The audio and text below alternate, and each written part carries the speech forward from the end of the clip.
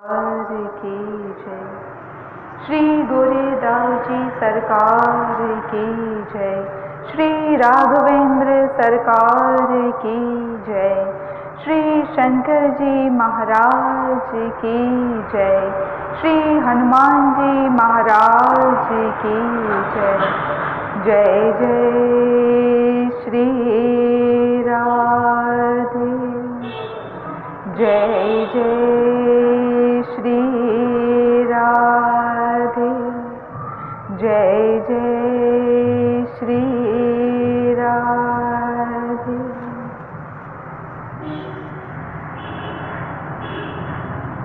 मत्प्रिया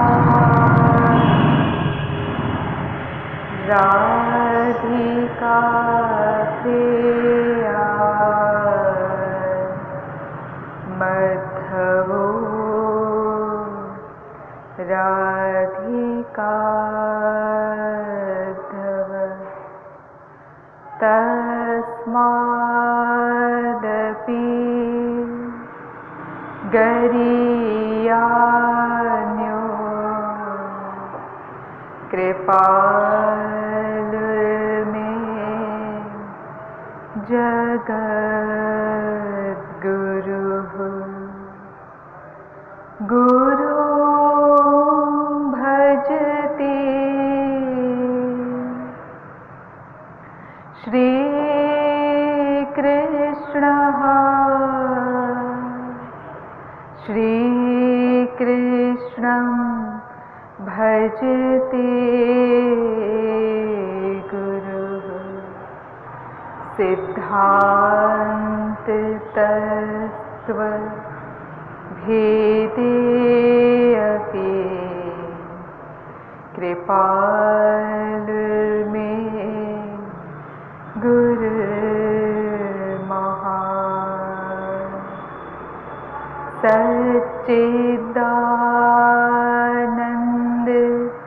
रूपाय विश्वोत्पत्त्यादि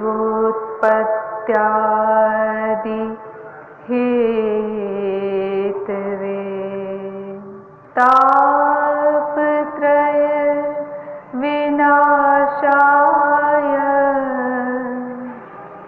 श्रीकृष्णाय वयं नुमः। यं प्रव्रजन्त मनुपेतमपेतकृत्यं द्वैपायनो विरहकातर आजुहाव पुत्रेति तन्मयतया तरवोऽभिनेदुस्तं सर्वभूतहृदयं मुनिमानतोऽस्मि।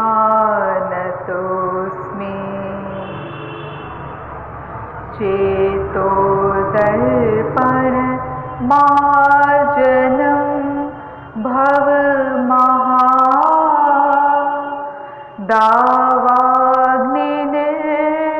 दावाग्निर्वापणं श्रेयः कैरव चन्द्रिकावितरणं विद्यावधू जीवनम् आनन्दाम्बुधिवर्धनं प्रतिपदं पूर्णामृतास्वादनं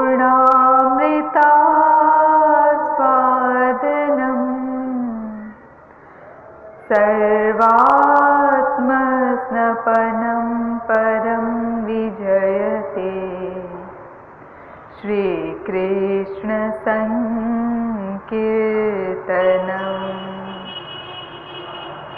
वन्देऽहं श्रीगुरो श्रीयुतपदकमलं श्रीगुरुन् वैष्णवांश्च श्रीरूपं जातं सहगण रघुनाथान्वितं तं सञ्जीवनं साद्वैतं सावधूतं परिजनसहितं श्रीकृष्ण चैतन्य देवं श्रीराधा कृष्ण पादान सहगण ललिता श्रीविशाखान्वितांश्च आराध्यो भगवान् ब्रजेशतनया तद्धाम वृन्दावनं रम्या काचिदुपासना ब्रजवधू वरगेण या कल्पिता शास्त्रं भागवत पुराणममलं प्रेमापुमर्थो महान् श्रीचैतन्य महाप्रभुर्मतमिदं तत्रादरो नः पर।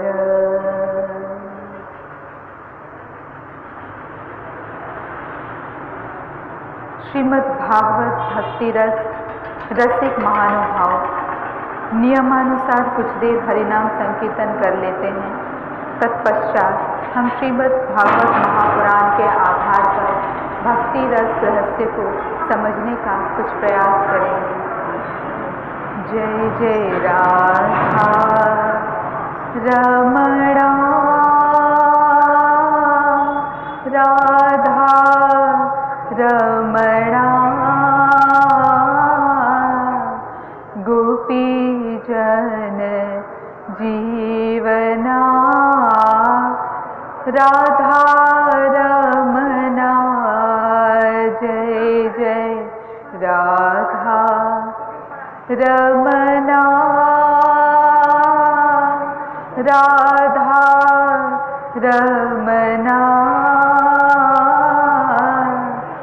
गोपीजन जीवना राधा रमणा जय जय तेरो प्राण धना राधा रमणा जय जय तेरो प्राण धना राधा रमणा जय जय सोई प्रिय अपना राधा रमणा जय जय सोई प्रिय अपना राधा रमणा जय जय सोई मम सपना राधा रमणा जय जय सोई मम सपना राधा रमणा जय जय राधा रमणा राधा रमणा गोपीजन जीवना राधा रमणा जय जय नंद नंदना नंद नंदना त्रिभुवन वंदना नंद नंदना। जय जय जान मान रंजना नंद नंदना। जय जय जान मान रंजना नंद नंदना। जय जय भाव भय भंजना नंद नंदना। हो जय जय कृपालु उर चंदना नंद नंदना। हो जय जय प्रिया उर चंदना नंद नंदना। जय जय नंद नंदना नंद नंदना। त्रिभुवन वंदना नंद नंदना। जय जय राधा रमना राधा रमना। गोपी जन जीवना राधा रमना। बोलिए श्रीमद् सद्गुरु सरकार की जय। श्रीमद् युगल सरकार की जय। श्रीमद् भागवत महापुराण की जय। श्री सुखदेव जी महाराज की जय। श्री व्यास जी महाराज की जय। जय जय श्री राधे। जय जय श्री राधे। जय जय श्री राधे। अब आप लोग कृपया समाहित चित्त हो जाइए। तो कल हमने सुना कि नारद जी भक्ति को सांत्वना दे रहे हैं और भक्ति को बताया कि आप भगवान श्री हरि के सत्स्वरूप से ही प्रकट हुई हैं और भगवान श्री हरि ने आपके लिए मुक्ति को दासी बनाकर छोड़ा हुआ है। हमने इसी श्रृंखला में मुक्ति को समझने का प्रयास किया कि मुक्ति क्या है और भक्ति क्या है, उसको भी समझने का प्रयास किया। उसी श्रृंखला में आगे हमने ब्रज गोपियाँ और ये श्री श्यामा श्याम इन लोगों के मतलब इन महापुरुष इन भगवान के बीच कौन सा संबंध है, कैसा प्रेम व्यवहार है, ये भी समझने का कुछ प्रयास किया। हमको पता चला कि श्यामा श्याम और गोपियाँ परस्पर तत्सुखम सुखित्व की भावना यानी कि एक दूसरे के हित की, एक दूसरे के सुख की भावना लिए एक दूसरे की भक्ति करते हैं। भगवान भी भक्त की भक्ति करता है और भक्त भी भगवान की भक्ति करता है। तो आगे भक्ति जो है, भक्ति ही प्रेम है। भक्ति और प्रेम दोनों एक ही हैं और ऐसे प्रेम में, ऐसी भक्ति में भगवान भी अपना स्वरूप भुला देते हैं और भक्त भी अपना स्वरूप भुला देता है। देखिए, भक्ति जो है उसमें अलग अलग कक्षा के अनुसार उसके अलग अलग मर्यादाएं होती हैं। तो भगवान कितना अपना स्वरूप, कितना अपना देहाभिमान, कितनी अपनी निजता को भुला देते हैं, उसका मैं आपको एक छोटा सा दृष्टांत दूं। देखिए, श्री हनुमान जी जो महाराज हैं, हनुमान जी महाराज की श्री रामचंद्र के प्रति सेवा भाव से दास्य भक्ति हैं। अब दास्य की भक्ति में इतनी मर्यादा होती है कि जब भगवान जो है स्वामी ऊपर बैठा हुआ हो तो दास जो है वो नीचे बैठता है, पर लेकिन भक्ति में इतना दोनों एक दूसरे की सुधि बुद्धि खो बैठे हैं कि जब भगवान जो हैं वो वृक्ष के नीचे बैठे हुए होते हैं तो जो कपि यानी कि श्री हनुमान जी महाराज होते हैं वो ऊपर डाल पे जाके बैठे हुए होते हैं। तो ये भक्ति में नेचुरल स्वाभाविक ही होता है, उसमें कुछ किसी ने किया नहीं है या कोई विशेष उसमें चेष्टा नहीं हुई है, वो अपने आप हो जाता है। तो ऐसा ही हर एक भक्ति में होता है, चाहे वो दास्य भक्ति हो, चाहे वो सख्य भक्ति हो, चाहे वो माधुर्य भक्ति हो, किसी भी प्रकार की भक्ति में ऐसे ही भक्त और भगवान एक दूसरे की सुध बुध भुला देते हैं।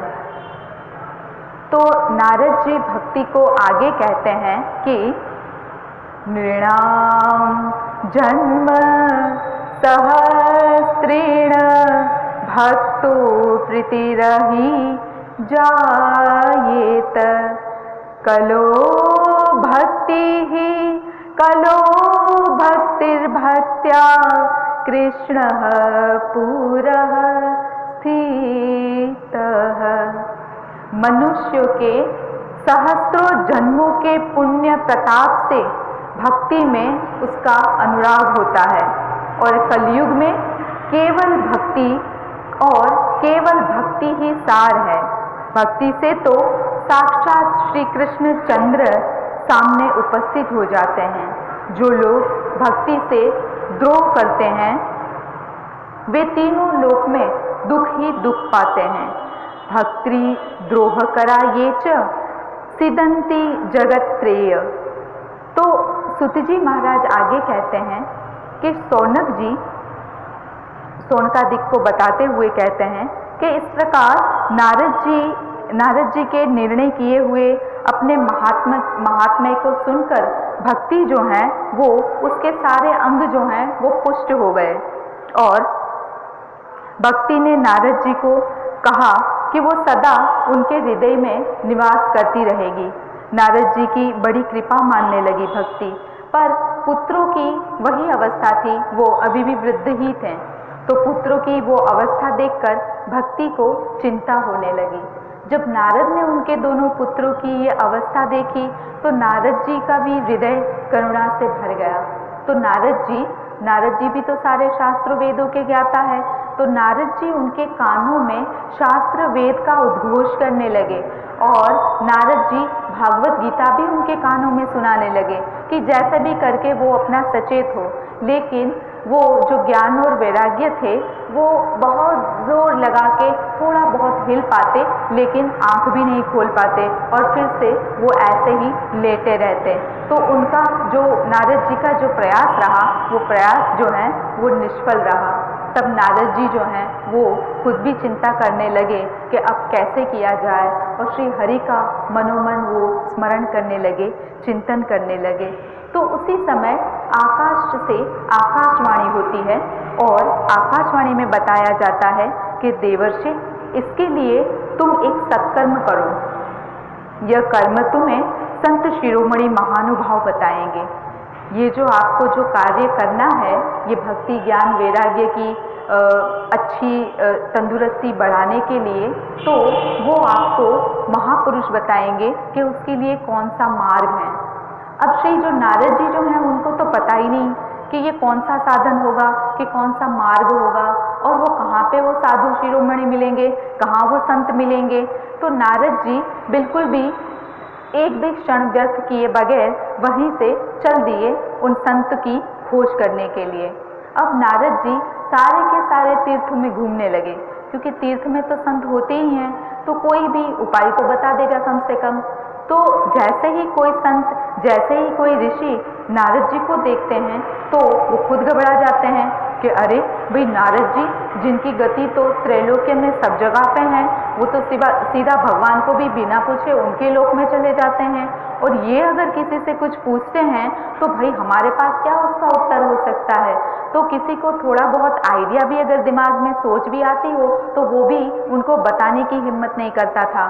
तो नारद जी ऐसे ही घूमते घूमते थक गए और वो बद्रीनाथ धाम में पहुंच गए। अब बद्रीनारायण धाम जो है उसकी भी बहुत बढ़िया रोचक कथा है। हमारे पास समय जो है वो बहुत कम है, लेकिन फिर भी हम थोड़ा सा उसका महात्म्य समझने के लिए उस कथा को भी श्रवण करते हैं। तो ये जो बद्रिकानाथ धाम जो है वो कैसे हुआ, तो इसकी बहुत ही रोचक कथा है।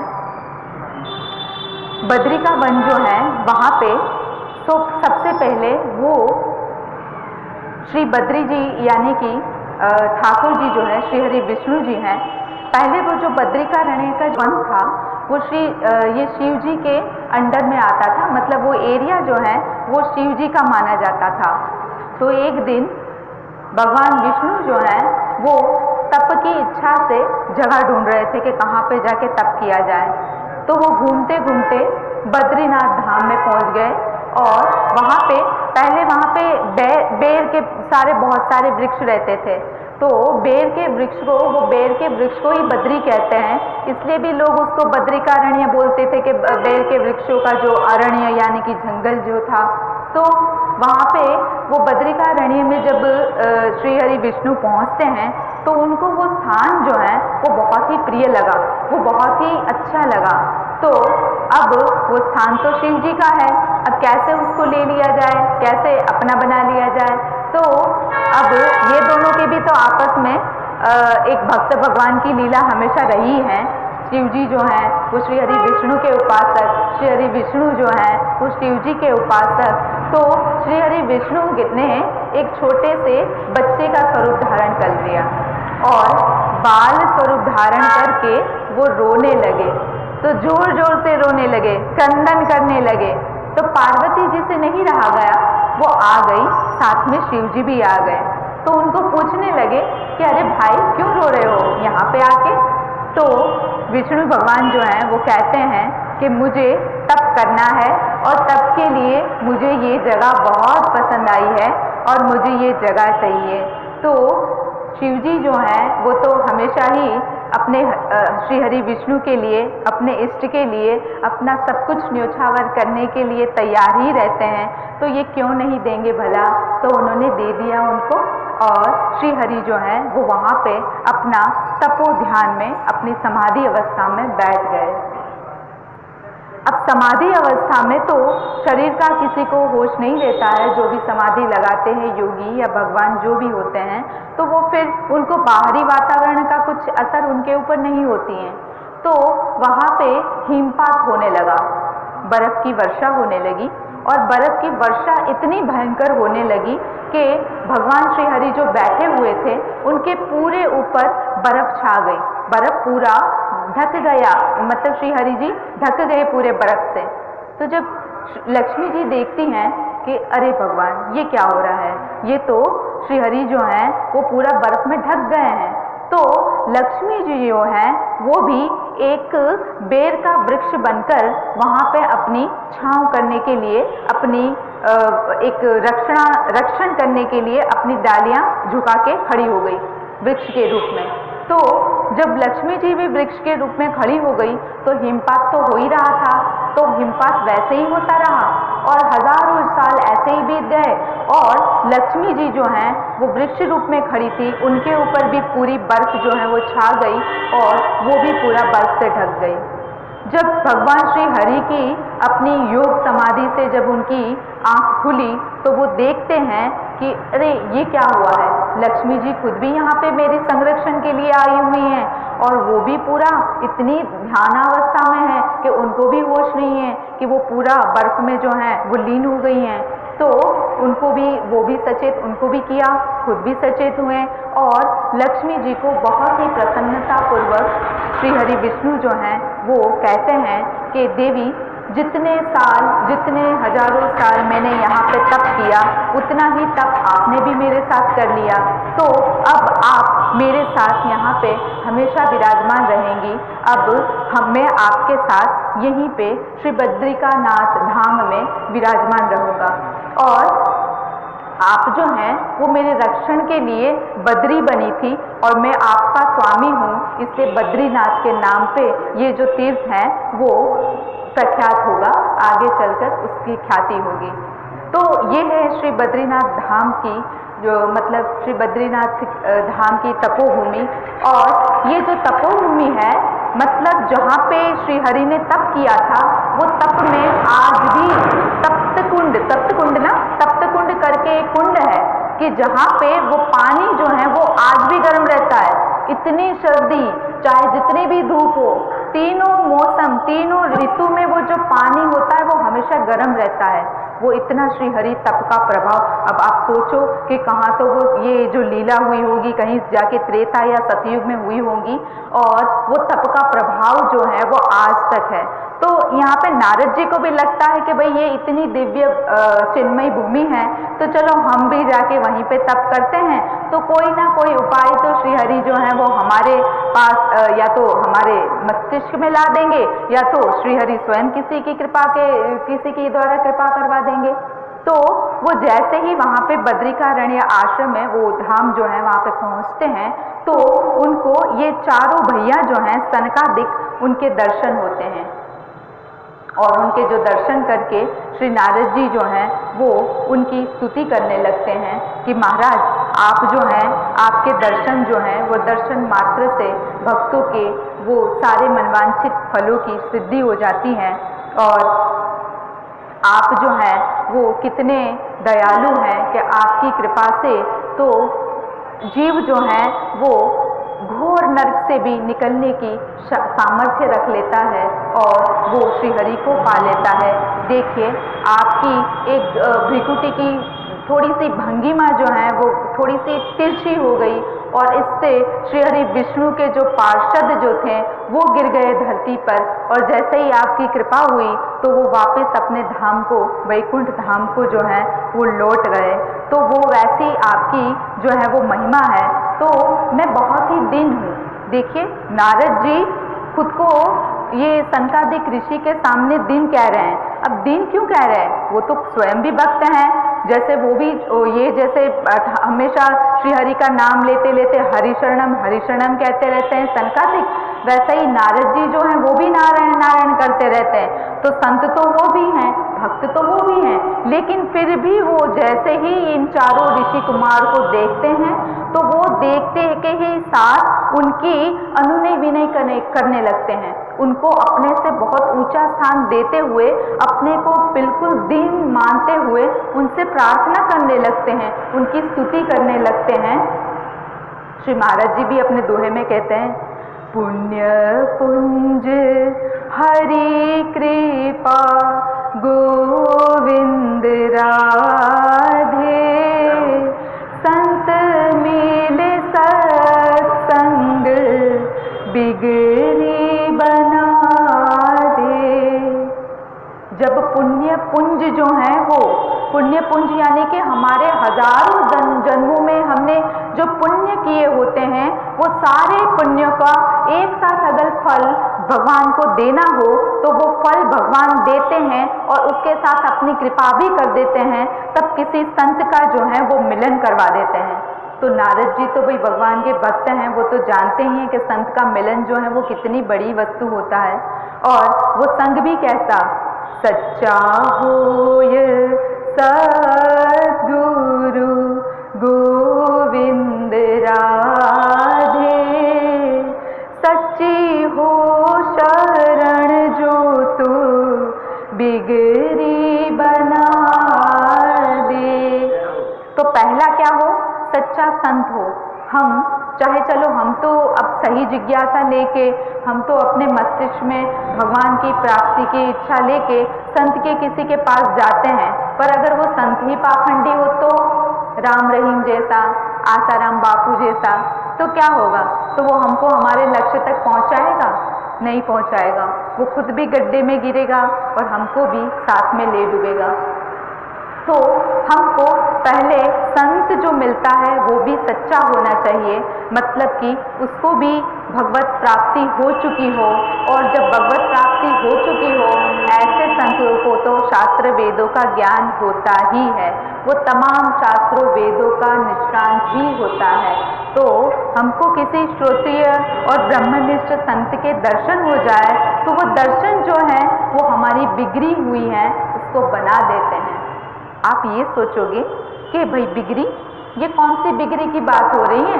हमारी तो कोई नहीं बिगड़ी है, हम तो बढ़िया से अपना खा रहे हैं, पी रहे हैं, जी रहे हैं। हमारे तो बढ़िया गृहस्थी चल रही है, हमारे तो दुकान चल रही है, हमारे बच्चे जो हैं वो भी एकदम लाइन पे जा रहे हैं, तो हमारा तो कुछ नहीं बिगड़ा, हमारा तो सब सही सही जा रहा है। तो ये कौन सी बिगड़ी की कह रहे हैं ये? तो देखिए, जो आप कह रहे हैं वो सब ठीक है, मैं मान लेती हूँ, लेकिन क्या आपने कभी ये सोचा है कि जो आपके संसार में आपको जो भी मिल गया वो आपके साथ जाएगा?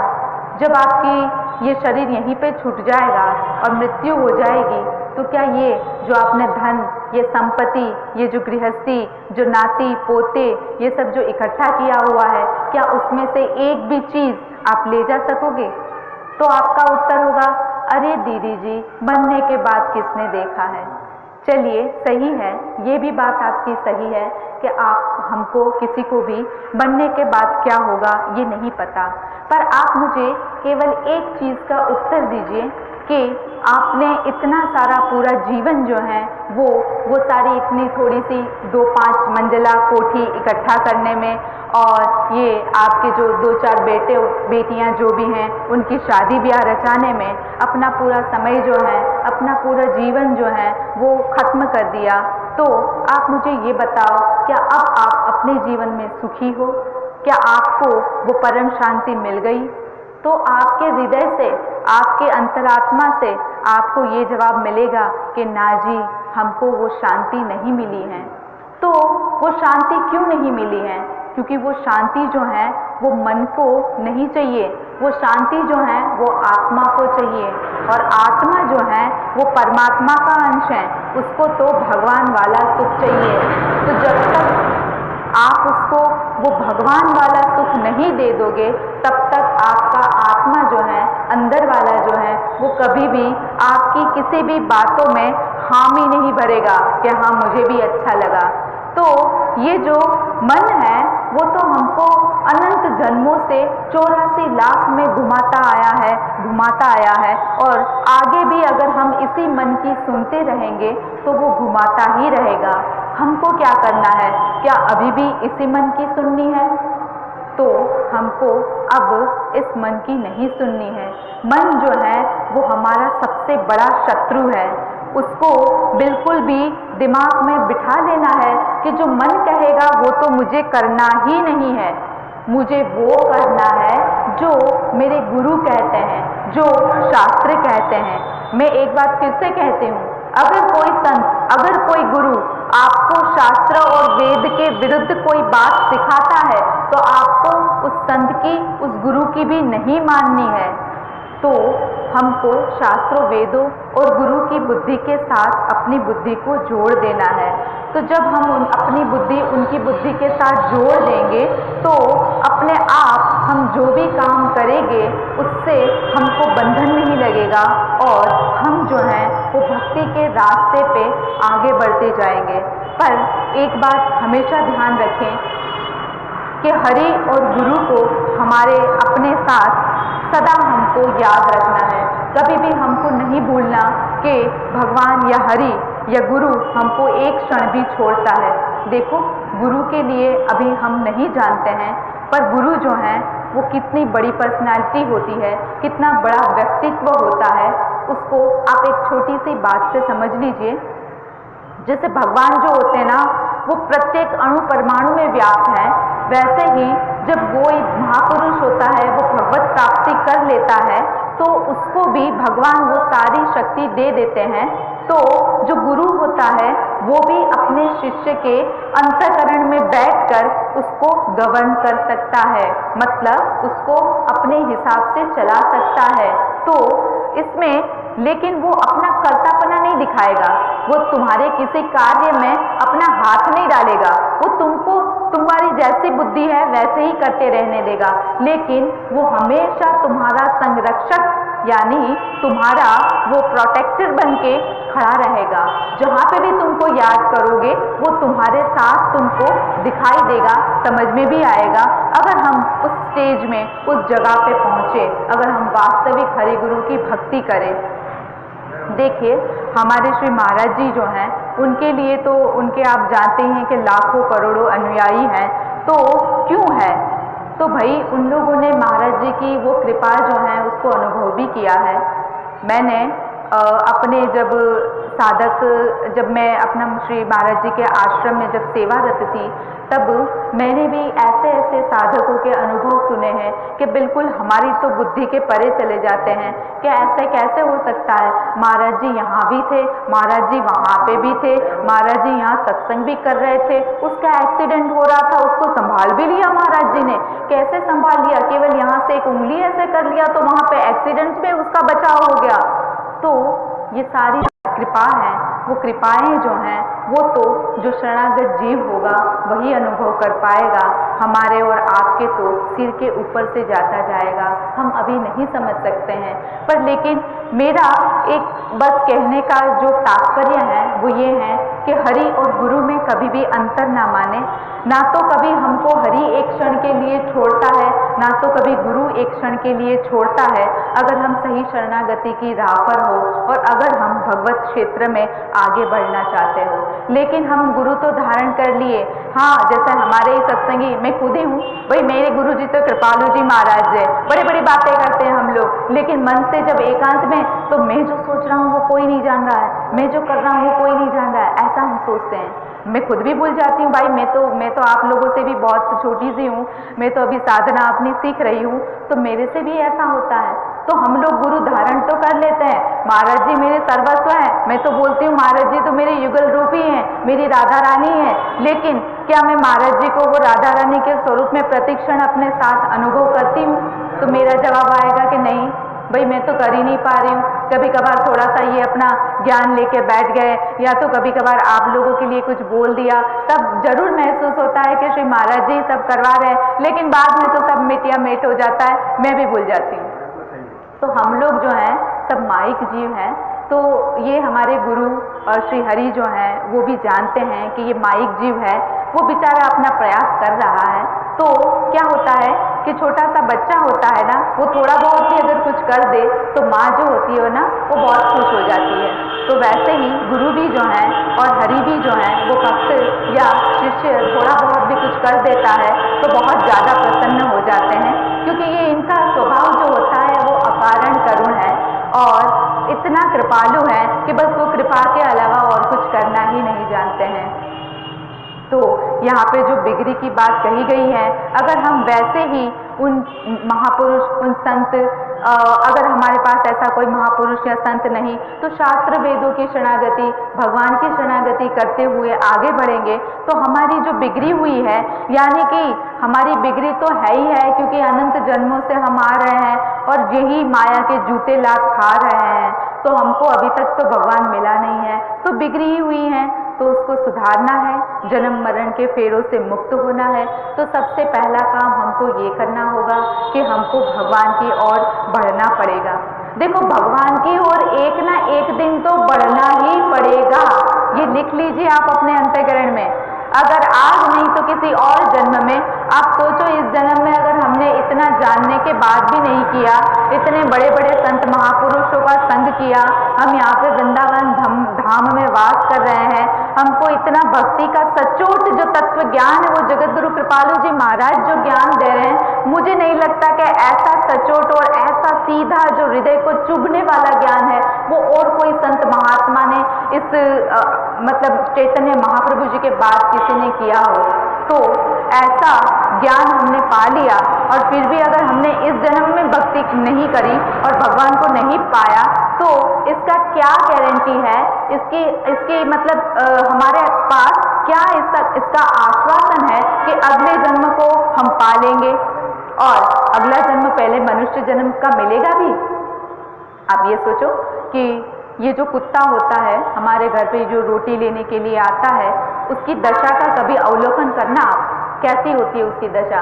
आप खुद भी देखो, एक पतली सी एक रोटी माताएं बहनें करती है, सबको पता होगा, पतली सी रोटी देते हैं, उस एक रोटी से उसको पेट भरना होता है। मेरे घर पे एक कुत्ता आता है, वो कुत्ते को जब एक रोटी देते हैं ना, तो एक रोटी में तो जैसे वो हमारा गुलाम बन जाता है, वो मेरे गेट से कहीं जाता ही नहीं है, वहीं पे रहता है। तो मेरी माँ को बहुत दया आती है तो वो दे देती है उसको।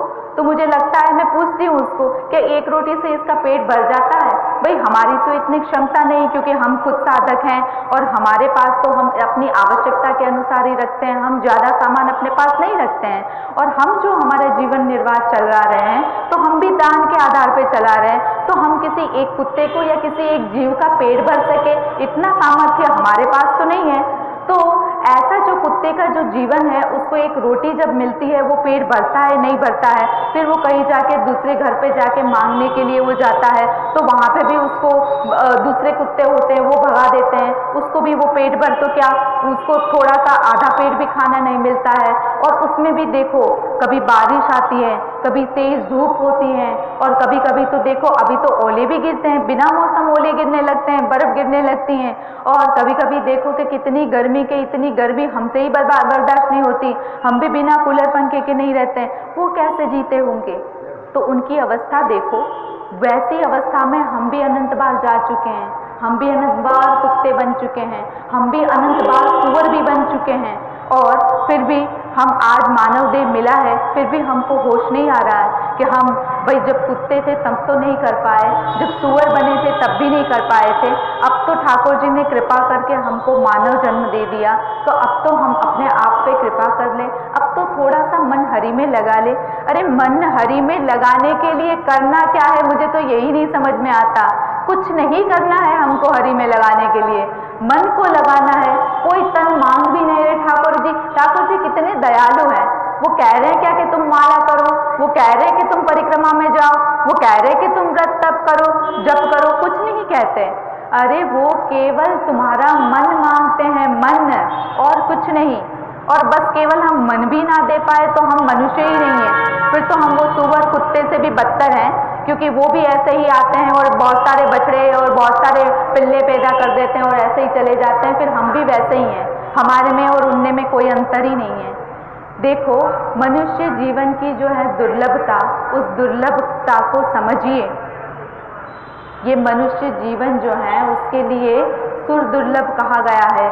देवता भी जब भक्ति करना चाहते हैं तो उनसे भक्ति हो नहीं पाती है, क्योंकि अगर वो भक्ति करते हैं तो उसका ना उसको पुण्य मिलता है ना पाप का कोई फल मिलता है, क्योंकि वो सब भोग योनि है। केवल एक मनुष्य की योनि ऐसी भगवान ने रखी है कि तुम जो भी करोगे उसका फल तुमको मिलेगा। तो क्यों हम गड़बड़ काम करें, क्यों हम अपने मन को संसार में जाने दें भाई, हमारे नुकसान का हम क्यों काम करें। देखो, जब संसार में कोई लूट मचती है, कहीं देखते हैं ना, कभी कुछ हो गया और लूटफाट मच गई, कहीं पे बॉम्ब विस्फोट हो गया, उसके बाद लूटफाट मच जाती है, तो चोर लोग जो होते हैं वो क्या करते हैं, वो जल्दी जल्दी सामान बटोरने लगते हैं, क्योंकि वो जो जिनकी दुकान में जो लूटफाट हो गई या तो बॉम्ब विस्फोट हो गया, वो तो भाग गए होते हैं, तो वो चोर सोचते हैं कि जल्दी से अपना सामान इकट्ठा कर लो और इकट्ठा करके अपना भाग लो, वरना पुलिस आ जाएंगी और हमारे हाथ भी कुछ नहीं लगेगा। तो वो सामान जल्दी जल्दी जल्दी इकट्ठा करने के चक्कर में रहते हैं। तो हमको जो ये मानव देह मिला है उसका भी कोई टाइम पता नहीं है हमको, तो हम भी जल्दी जल्दी भक्ति करके सब हरिनाम को क्यों नहीं बटोर लेते। हमारे पास क्या समय कोई निश्चित है कि हमको कल नहीं जाना होगा, हमको परसों जाना होगा, हमारा जो टिकट जो है वो क्या रिजर्वेशन हम करवा के आए हुए हैं? बिल्कुल नहीं आए, हमको पता ही नहीं है, एक क्षण का भी नहीं पता। आप देखते तो रहते हो संसार में क्या क्या होता है। कोई जो लड़का होता है वो अपना पढ़ लिख के, और जो माता पिता है वो इतना खर्चा करते हैं उनके ऊपर, और ये कलेक्टर बन के आता रहता है और घर पे पार्टियां मनने की जो वो सारे प्रोग्राम उनके लिए तैयारी होती है, और पता चलता है कि रास्ते में ही उसका एक्सीडेंट हुआ और वो मर गया। मतलब कि कैसा जीवन क्षणभंगुर है। अरे जवान जवान भी कभी भी किसी समय मर सकते हैं। अरे बच्चा कई बार ऐसा होता है कि आया और पैदा हुआ और रोया भी नहीं और मर गया, तो ऐसा भी होता है। तो मानव जीवन का एक क्षण का भी कोई भरोसा नहीं है। हमको इसी क्षण से, आज से, अभी से ही अपना मन हरि में, गुरु में लगा देना है और अपनी अनंत जन्मों की जो बिगड़ी हुई है उसको बना लेना है। तो यहाँ पे जो बिगड़ी की बात हो रही है वो हमारे मानव जीवन के जो वास्तव में जो भगवत प्राप्ति के लिए मिला वो ना करते हुए हमने उसको संसार में खपा रखा है, उस बिगड़ी की बात हो रही है और उस बिगड़ी को हमको बनाना है, इसी जन्म में बनाना है। तो उसके लिए हमको सबसे पहले जो सबसे महत्वपूर्ण चीज़ है वो ये है कि अपना मन जो है वो हरि गुरु में लगा के रखना है। हरि गुरु में जब मन का हम अपना निवेश कर देंगे तो जब हमारा मन कोई गड़बड़ी करने की कोशिश करेगा ना, कि मन ये कहेगा कि चल आज तो ना छुट्टी है, आज तो रविवार है, कुछ नहीं करते हैं, आज तो हम अपना जो जप कर रहे हैं ना, जो 1 महीने 1 घंटे बैठ के जो ध्रुव ध्यान वगैरह करने का प्रयास करते हैं, आज उसकी भी छुट्टी। तो मन को छुट्टी मत दो। जब हमको ये पता होगा कि हमको अपने गुरु की बुद्धि से निरंतर अपनी बुद्धि को जोड़े रखना है, तो जब वो मन गड़बड़ी वाली जो कोई बात करेगा ना, तो हम अपनी बुद्धि से उसको तुरंत रोक देंगे कि नहीं नहीं, बिल्कुल नहीं, तेरी बात तो मुझे सुननी ही नहीं है, क्योंकि तेरे ही पीछे मेरे अनंत जन्मों का सत्यानाश हो गया है। मेरे अनंत जन्मों से जो मेरे गुरु ने मेरे ऊपर कृपा की है, उस कृपा के ऊपर पानी फिर गया है। तो आज तो, अब तो, इस जन्म में मैं तेरी बिल्कुल नहीं सुनूंगा। तो हमको ऐसे करके मन के ऊपर पूरा अपना कंट्रोल करना पड़ेगा।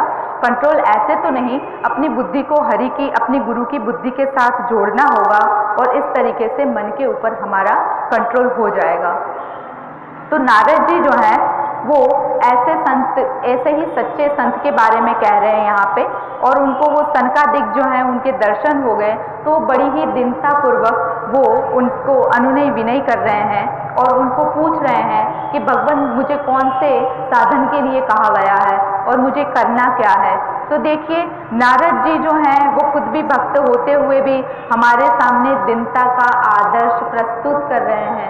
हमको भी किसी भी गुरु के, किसी भी संत के पास जब जाना है तो अपने आप को दीनहीन, अकिंचन मान के जाना है। कभी भी अपनी बुद्धि का अहंकार लेके या अपने पैसों का अहंकार लेके किसी संत महापुरुष के पास हमको नहीं जाना है।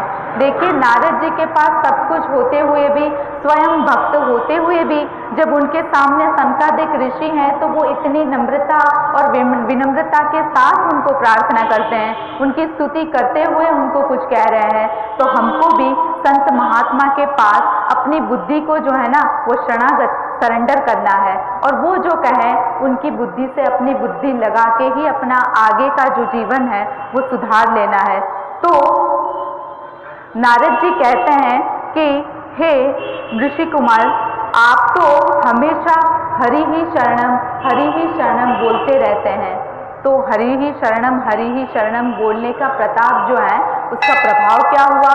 तो बोल रहे हैं कि इससे कभी भी आपको बुढ़ापा नहीं आया, आपके ऊपर कभी भी काल की कोई असर नहीं हुई और आप निरंतर भगवान की भक्ति में डूबे रहें। तो ये इतना बड़ा नाम का जो है वो प्रभाव होता है। कभी हम, अगर हमारे पास समय रहा तो हम नाम के ऊपर भी अपना कुछ व्याख्यान रखेंगे। श्री महाराज जी जो कहते हैं नाम की महिमा के बारे में हम जरूर बोलेंगे, तो अगर समय रहा तो।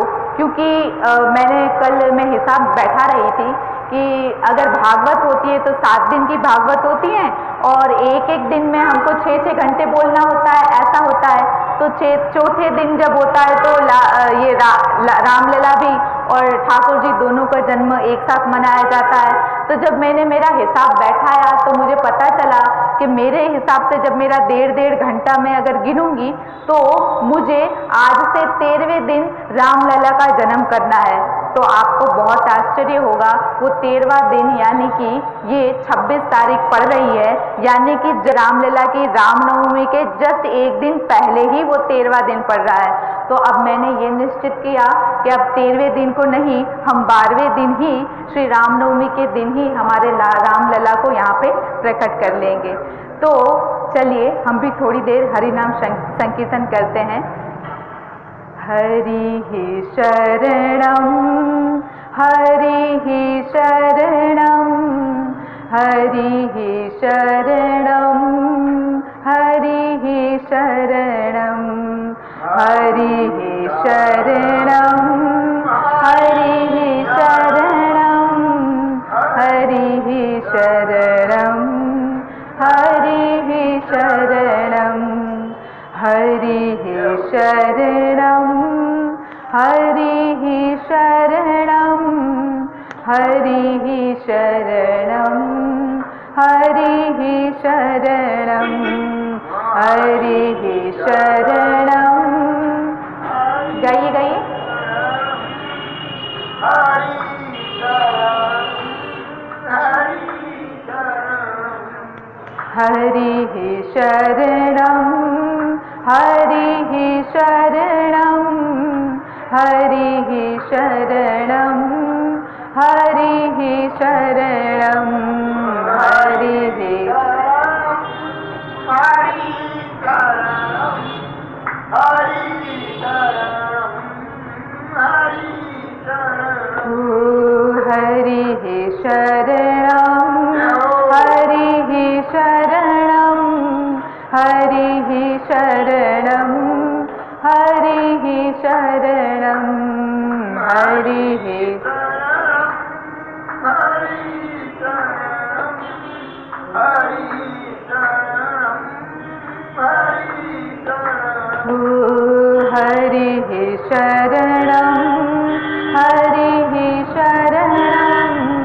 हरि शरणम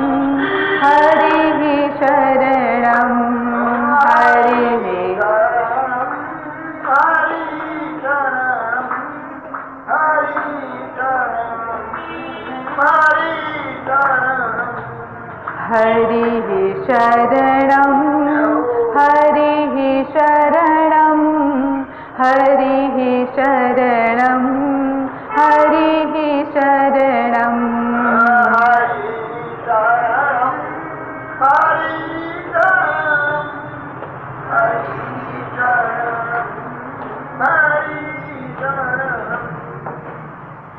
तो इस प्रकार हरि ही शरणम करते हुए आपको कभी भी कोई काल की असर नहीं होती है, ऐसा श्री नारद जी सनकादिक ऋषि कुमार को कहते हैं। अब सनकादिक ऋषि कुमार जो हैं वो नारद जी की चिंता का तुरंत निवारण कर देते हैं और उनको बताते हैं कि देवर्षि आप चिंता न करो और मन में आप जो हैं वो प्रसन्न हो जाओ, क्योंकि उनके उद्धार का एक सरल उपाय पहले से ही बताया गया है। वो उपाय कौन सा है? श्रीमद् भागवता लापः सतु गीतः शुकादिभिः। जो श्रीमद् भागवत कथा जो है उसका पारायण है और जिसका गान जो है वो शुकादि महानुभावों ने किया है।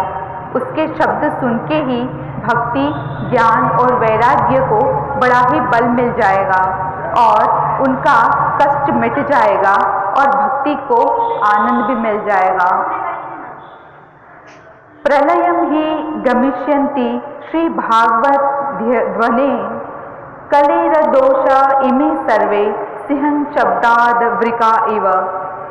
जैसे कि सिंह की गर्जना होते ही ये जो भेड़िए होते हैं वो इधर उधर भाग जाते हैं, ऐसे ही भागवती कथा की जैसे ही ध्वनि होती है वैसे ही जो जीव हैं उनके जो पाप जो हैं वो भाग जाते हैं। कलयुग में उसके जो दोष होते हैं जीवों के, वो दोष हैं वो भाग जाते हैं। तो इतना बड़ा जो है वो भागवत का जो महत्व बता रहे हैं। तो नारद जी जो है वो सनकादि से जब ये सुनते हैं तो उनके मन में प्रश्न होता है कि प्रभु ये जो भागवत है वो तो ये जो वेद हैं उनके ही सारांश है, ऐसा कहा गया है कि भाई जो उनके जो श्लोक हैं वो सारे शास्त्रों वेदों का ही सार बताए गए हैं।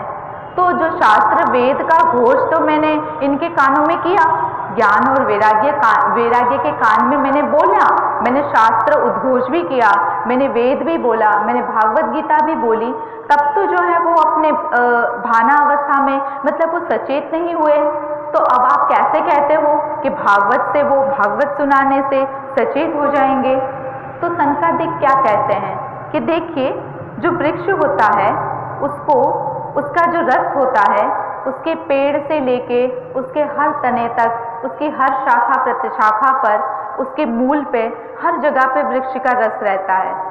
पर अगर हम ये कहें कि हमको उस रस का पान करना है, तो हम जो वृक्ष की डाली हैं उसको काटना शुरू कर दें, उसको चबाना शुरू कर दें, तो वो रस मिलेगा? नहीं मिलेगा।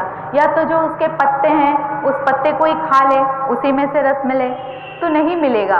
तो वो जो रस है पूरे वृक्ष का, वो रस पहले एक फल में आ जाता है, और वो फल के रूप में जब आ जाता है तब उसको कभी भी कोई भी तोड़ के खाओ।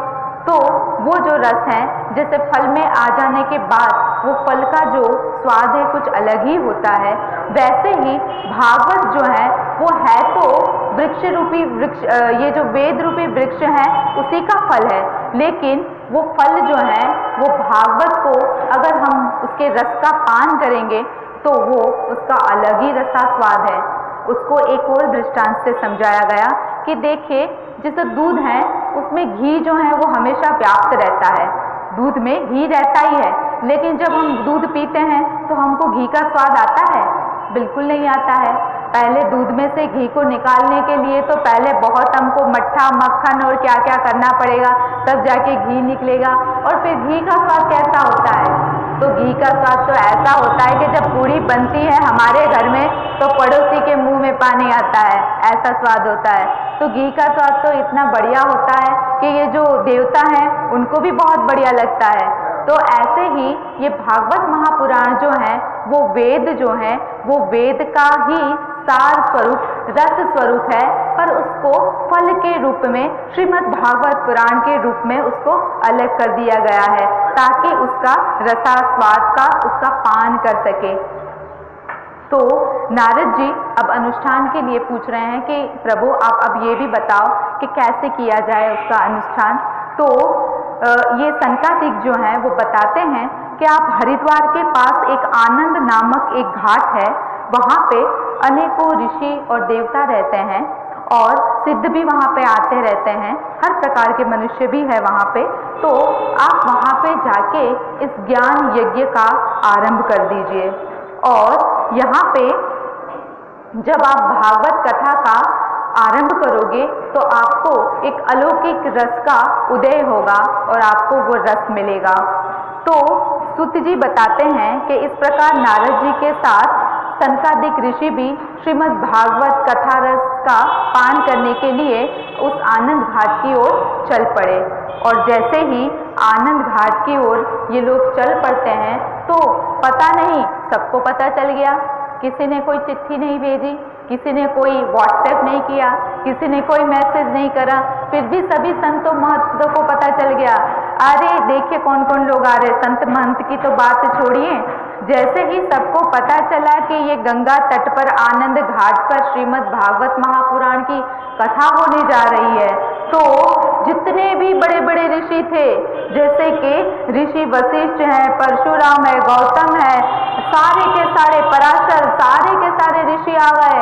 और अकेले नहीं आए, अपने शिष्यों को, अपने बच्चों को, अपनी स्त्रियों को, पूरे सब परिवार को आ गए। किसी ने न्योता नहीं दिया, फिर भी आ गए।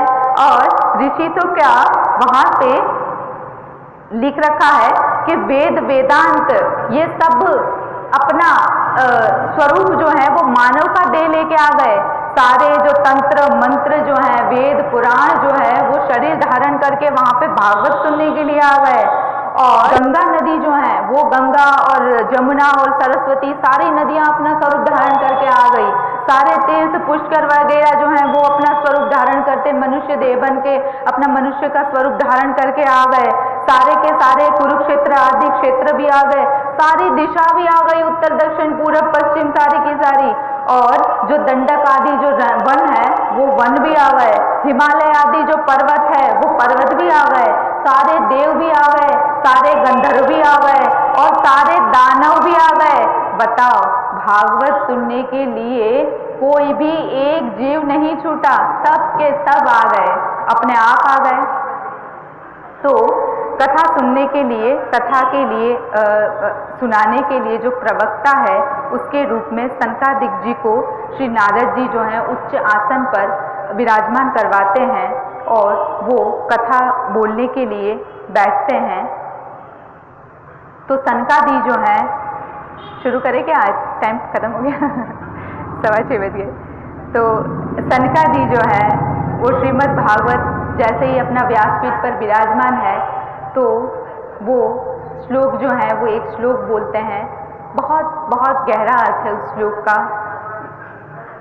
सदा सेव्या सदा सेव्या श्रीमद् भागवती कथा यस्याः श्रवण मात्रेण हरिश्चित्तं समाश्रयेत्। श्रीमद् भागवत की जो कथा है उसका सदा सर्वदा सेवन और आस्वादन करना चाहिए। इसके श्रवण मात्र से श्री हरि हृदय में आ विराजते हैं। देखिए, श्रवण मात्र से का मतलब जो है ना, वो भी आपको, मेरे ख्याल से हम सबको समझने की बहुत आवश्यकता है। हम लोगों ने श्रवण का जो अर्थ है ना, वो अर्थ का ही अनर्थ कर लिया है। हम लोग ये सोचते हैं कि हम कथा में आकर बैठ गए तो हमारा श्रवण हो रहा है, हमारे कान जो है वो पवित्र हो रहे हैं। तो ये जो हमारी धारणा है ना, वो बहुत ही गलत धारणा है। भागवत का श्रवण का मतलब होता है कि पहले तुमको अपने मन को भी यहाँ ला के बैठाना है। जब हम अपने मन को यहाँ पे लाके जो भागवत में कहा गया है उसको समझने का प्रयास करें, उसका फिर घर जाके चिंतन और मनन करें और उसको जीवन में उतारे, तो ये हुआ श्रवण। ऐसा श्रवण तो आजकल कहीं दिख ही नहीं रहा है। हम तो यहाँ पे भागवत की कथा में आके जब बैठते हैं तो हमको याद आता है, अरे आज तो जी मंडे हो गया और वो संडे जो था ना, वो मेरे बेटे का अमेरिका से कॉल आने वाली थी और वो कॉल आई नहीं, पता नहीं क्या हुआ होगा। तो हम आते तो भागवत में हैं, पर हमारा मन कहाँ पे होता है? अमेरिका, बेटा के पास। तो इस प्रकार का जो श्रवण है उसका कोई महत्व नहीं है और इस प्रकार के श्रवण के बारे में यहाँ पे कहा भी नहीं गया है।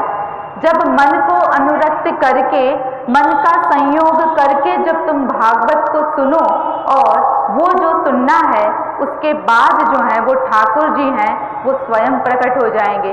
देखो यहाँ पे आगे अभी थोड़ी देर में आना है कि ठाकुर जी जो हैं वो स्वयं भागवत में जो है एक स्वरूप से इसमें विलीन हो गए। तो ये एक प्रकार से ये श्री भागवत जो है वो भगवान की वाङ्मयी जो एक स्वरूप है वो, तो उस स्वरूप को वो हमारे कानों के माध्यम से जब हमारे कानों में जा रहा है और हमको कुछ पड़ी नहीं, हम संसार की चिंता कर रहे हैं, हम संसार के बारे में सोच रहे हैं, तो भगवान को क्या पड़ी है बताओ? भगवान को कौन सी खोट आ रही है कि तुम एक नहीं आओगे तो उनके गोलोक में कोई घाटा चला जाएगा, है ना? तो भगवान जो है उनको भी कुछ नहीं पड़ी, अगर हमको भगवान की नहीं पड़ी है तो इसलिए सबसे पहले हमको भगवान की दरकार करना सीखना है। दरकार यानी कि गरज हमको है, उनको नहीं है। उनके तो अनंत भक्त हैं, उनके तो अनंत सेवक हैं, उनके तो अनंत दास हैं। भाई गरज तो हमारे को है कि हमारे तो केवल वो है, हमारा और कोई नहीं है।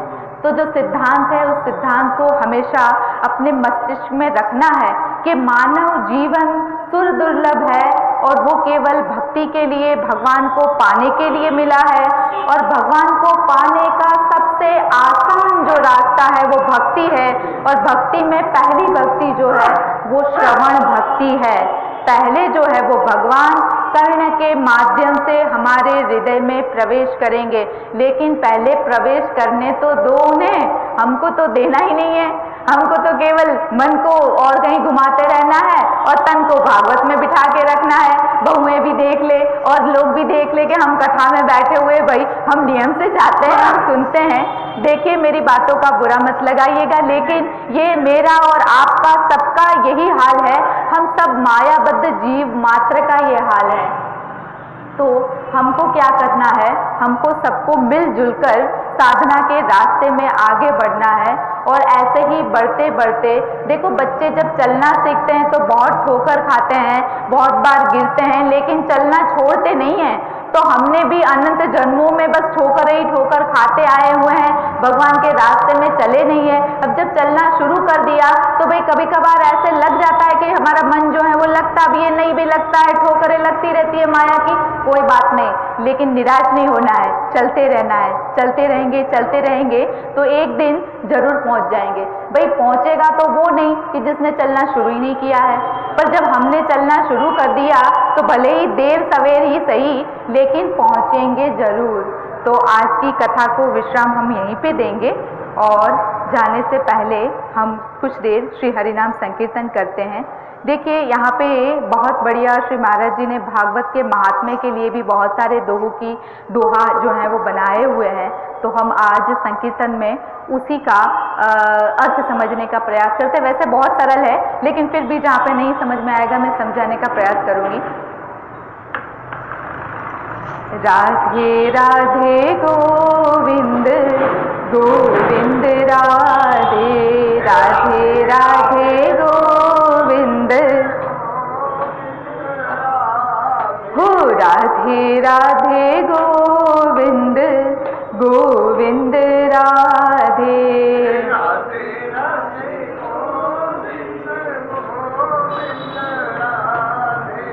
राधे राधे गोविंद गोविंद राधे राधे राधे हो राधे राधे गोविंद गोविंद राधे राधे राधे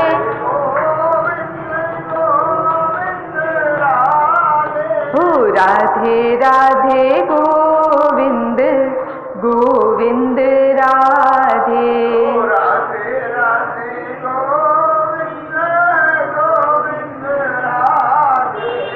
राधे राधे गोविंद गोविंद राधे राधे राधे गोविंद गोविंद राधे राधे राधे गोविंद गोविंद राधे राधे राधे गोविंद गोविंद राधे। भागवत में तो है गोविंद राधे, पंचम पुरुषार्थ प्रेम तत्व ही बता दे। भागवत में तो है गोविंद राधे, पंचम पुरुषार्थ प्रेम तत्व ही बता दे। राधे राधे गोविंद गोविंद राधे राधे राधे गोविंद गोविंद राधे। देखो भागवत में मैंने बता चुकी कि वो ये जो है वो धर्म अर्थ काम मोक्ष जो है उन सबको छोड़ने के बाद की ही बात लिखी गई है, यानी कि वो पंचम पुरुषार्थ यानी प्रेम तत्व की प्राप्ति की ही सारी बातें हैं। तो ये महाराज जी भी यही बता रहे हैं कि यहाँ पे ये पंचम पुरुषार्थ की बात है भागवत में। गीता में है कर्म भक्ति गोविंद राधे, भागवत केवल भागवत केवल भक्ति बता दे। गीता में कर्म भक्ति गोविंद राधे, भागवत केवल भक्ति बता दे। गीता ते मुक्ति मिले गोविंद राधे, भागवत मुक्ति को ब्रज रस पिला दे। गीता में जो है वो केवल मुक्ति की बात लिखी है, यानी कि योग भक्ति योग सिखाया गया कि आप कर्म करते हुए मन भगवान में लगाओ तो क्या मिलेगा, मुक्ति मिल जाएगी आपको, भगवान में आप लीन हो जाओगे। लेकिन भागवत में क्या लिखा गया है, भागवत तो ये कहती है कि जो मुक्त हो चुके हैं, ये जो सुखदेव परमहंस और जो ये हमारे उद्धव जी वगैरह जो हैं वो आओ आप सबको भी ब्रजरस दे देते हैं। तो भागवत में जो है वो मुक्त लोग हैं उनको भी ब्रजरस देने की बात हो रही है। राधे राधे गोविंद गोविंद राधे, राधे राधे गोविंद गोविंद राधे, राधे राधे गोविंद गोविंद राधे, राधे राधे गोविंद। यह वेद वृक्ष फल गोविंद राधे, पक कर आपू ही गिरा है बता दे।